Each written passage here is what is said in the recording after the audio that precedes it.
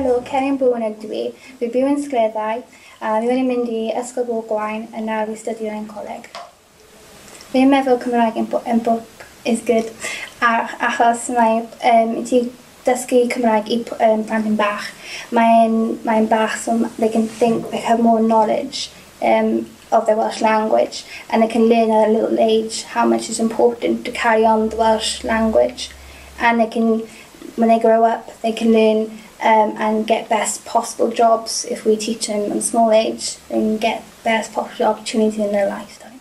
Fi wedi mynd i work placement yn ysgol Gwobrau. Fi wedi mynd bob Gwener a fi wedi hybl dysgu i plantau Cymraeg. Fi wedi mynd i gyda coleg ar trips a fi wedi gweithio gyda plant yn bach yn dysgu Cymraeg.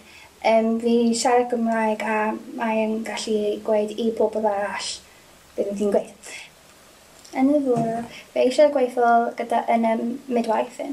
Fi'n meddwl mae'n important yn siarad Cymraeg gyda'r person ti'n mynd i gweithio gyda. Make them feel warm, make them feel happy and make you feel like trust you because they speak their own first language. Make them feel trusted. And, yeah. Shwmae, Lucy Brazier ydw i. Dwi'n gweithio yn y Coleg Benfro. I'm Ceri-Anne's course tutor. She's just completed a course, engagement and then traineeship in health, social and childcare. I nominated Ceri-Anne because she's been very positive about the Welsh language throughout the course. Doing dysgu Cymraeg myself, and she's been very encouraging and helpful in the classroom when I've tried to speak a little bit of Welsh with them and help me with my pronunciation. She wrote a Welsh poem as well for our John Muir Award Facebook page.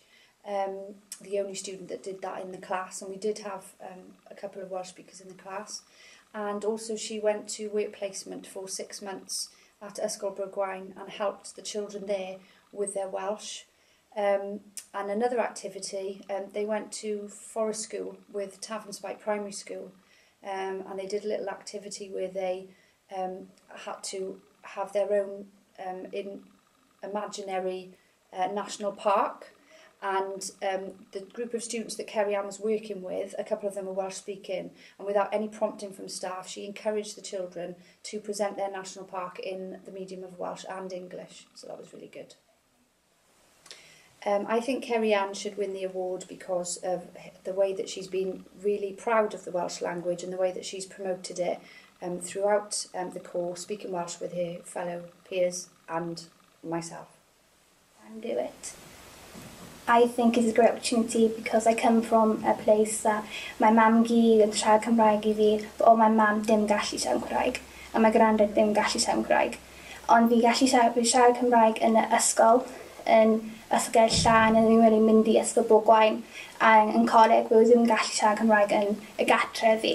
So mae'n important to meddwl my people like me who don't have the opportunity to use their Welsh language. To have something to say you can do it, and you can speak your language, and it's something to prove you can do it.